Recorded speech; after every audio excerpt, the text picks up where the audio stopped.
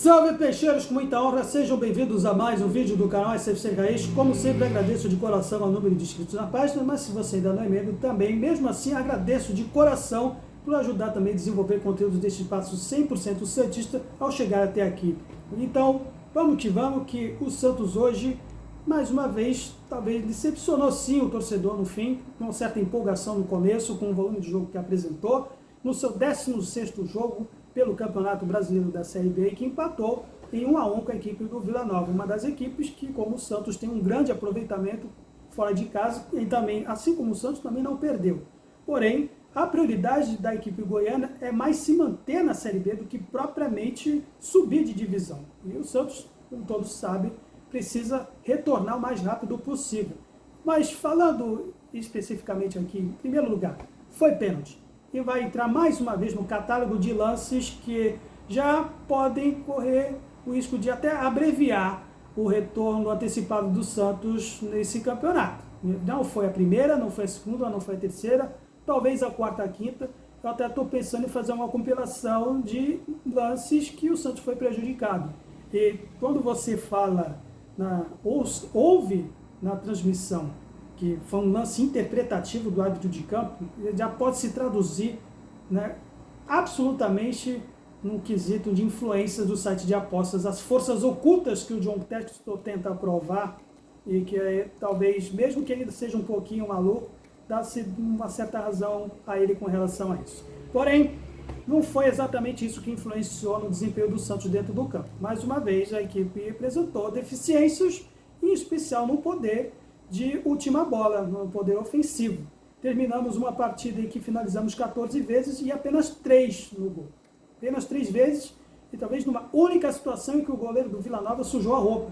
Foi depois do 1-0 que o Santos almejou na etapa complementar. Porque no primeiro tempo, a equipe do Vila Nova, de cara, acho que ficou bem latente que o adversário estava mais com o propósito de se manter na Série B, jogando no contra-ataque, buscar uma bola, do que propriamente se impor durante a partida. Porque o Santos teve facilidade em desarmar, teve o campo, teve troca de passes, teve a triangulação que já começou a se desenvolver na partida anterior com o Ituano pelo lado direito, com o Sherman, com o Otero e com o Serginho do lado, e do outro, talvez não com tanta ênfase assim, como não foi na partida anterior, entre Pituca, Escobar e o Guilherme. Aliás, Guilherme muito marcado, tá, de forma até dura, e que não houve uma aproximação tão grande como aconteceu no jogo da segunda-feira. É uma pena porque isso poderia ter facilitado, né, os nossos domínios e podemos ter saído aí com um placar já na etapa inicial, possivelmente.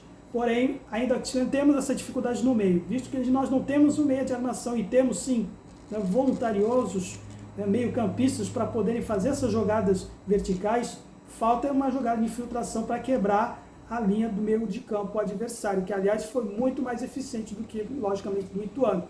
E quando eles tiveram a posse de bola, eles se almejaram muito em jogar pelo meio ali, mais até do que nós, em jogadas de infiltração nas costas do Schmidt e do Pituca, coisa que ainda falta um pouco nesse time do Santos.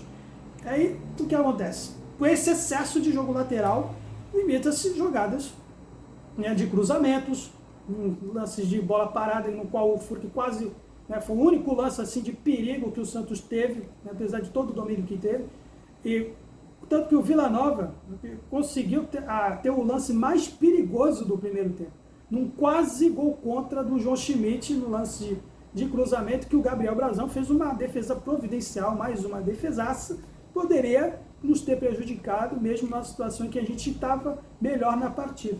E aí no segundo tempo veio o gol. Veio porque faltou, acho que além, né, da falta de recurso, uma coisa que se viu muito na segunda-feira e não se viu tanto nesse jogo, que foi uma certa momento de alternâncias entre o Pituca e o Serginho de um lado, que confundiu o adversário na segunda-feira, mas que hoje não teve tanto isso. Tanto que, por exemplo, o Serginho participou do gol, né, fez assistência de cabeça para o Júlio Furque dentro da área, numa situação em que ele estava lá pelo lado oposto do que se costumava estar o Diego Pituca. Então, isso, né, ajuda a confundir a marcação adversária, que hoje não se teve, né, não foi tanto explorado assim.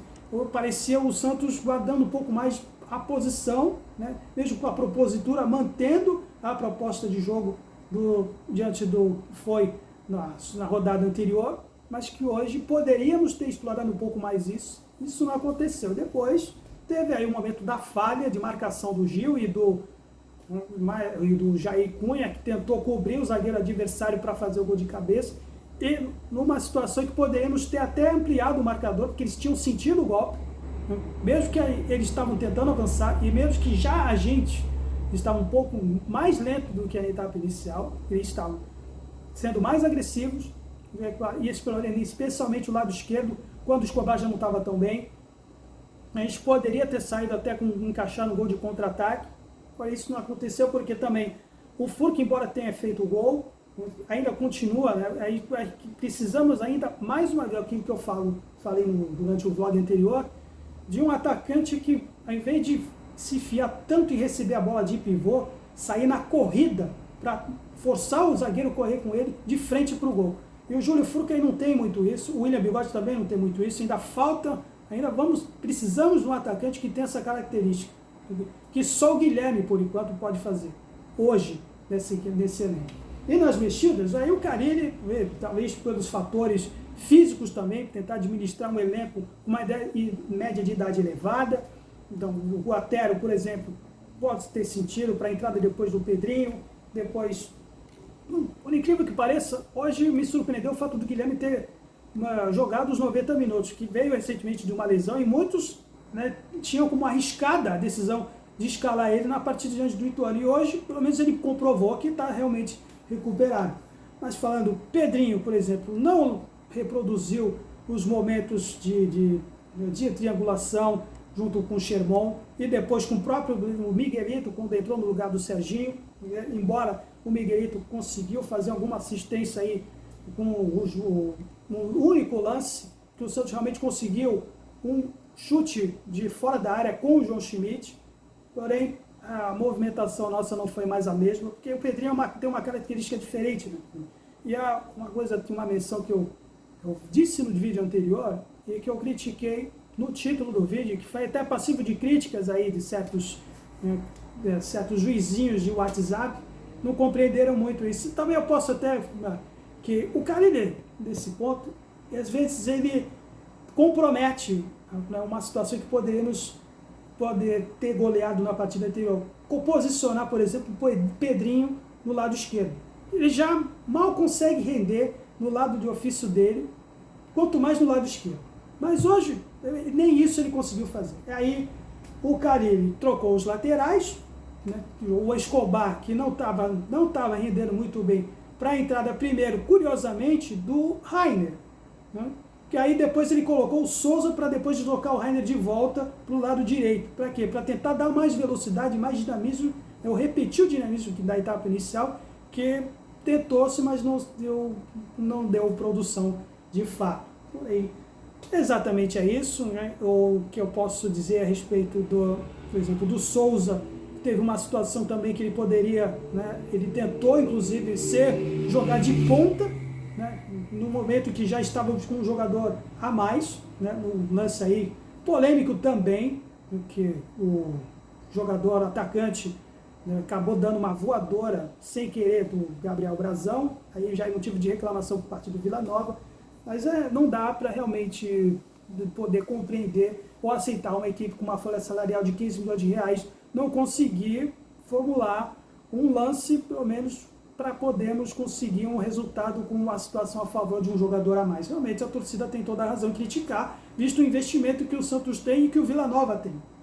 Aí vai a pessoa da janela de transferências que podemos ter aí, talvez mais um atacante, mas para este que eu vos falo aqui, e não estou vendo certa preocupação por parte do Alexandre Galo, ou seja, pelo próprio Paulo Brax, por exemplo, que não se ouve falar muito dele por enquanto, que é justamente o meia de armação. Para poder termos essa alternativa, diminuir essa dependência de jogo vertical, uma alternativa para o Juliano enquanto ele está fora de combate, e a gente potencializar a nossa ofensividade, em que o Santos vai continuar, mesmo não sendo de forma brilhante, né, a gente vai nessa rodada, ainda que o América pode conseguir uma vitória aí igualando o número de pontos do Santos, mas pelo menos o número de vitórias ainda temos essa vantagem de estar na ponta da tabela. E a gente vai criticar, muita gente vai reclamar, sim, com toda a convicção possível, porém a gente está líder. Então o que importa é a gente não sofrer sustos, né, nesse momento que a gente retorna aí, né, tem o nosso caminho de volta para a Série A. Bom, é isso por enquanto. Deixe sugestões de críticas na seção de comentários. Se você chegou até o final do vídeo, agradeço mais uma vez encarecidamente de coração e até a próxima. Santos sempre Santos. Valeu!